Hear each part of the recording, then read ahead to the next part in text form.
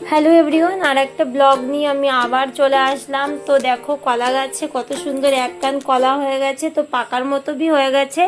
আর দেখো কলা পাতা তুলছি আমি, তো ইয়ারটা এসে তো হলো না, কাঁচিটায় শায়দ ধার নাই, তো কলা পাতাগুলো আমি এখানে রাখলাম আর চললাম সিধা আম গাছের দিকে। আমটা এতই ভালো প্রিয় আমার, মানে এত ভালো লাগে সত্যি, কি বলবো, লবণ লঙ্কা দিয়ে খেলে তো সত্যি লাগে যেন টেস্ট অতিরিক্তই বাড়ে যায়। তো দেখো আমি 3টা আম কেটে নিলাম। এখন মাঠে আমরা সবাই আছি, তো এখন ওটা দিয়ে এখন মাখানো হবে। তো দেখো আমি কলাপাতার উপরে জল দিয়ে নিলাম, আর আশেপাশের ভিউটা অনেকটাই সুন্দর, মেঘলা ছিল। তো ঘাসের উপরে একটা কলাপাতা রেখে আমগুলো নিয়ে তো একটু মশলা বাটিতে করে আনলাম, জিরা বাটা, শুকনো লঙ্কা।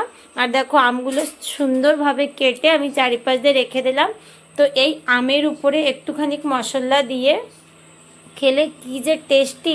আর দেখো আমাদের বাড়ির ছোট বড় সবাই খেতে ভালোবাসে টক।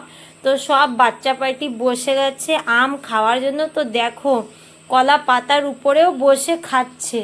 আর এরকম মানে সত্যি আর কি বলবো, তোমরাও দেখো এত ঝাল তবুও খাবে, কেন কি টেস্টি জিনিসটা সবাই বোঝে। আর দেখো আমার লাস্টে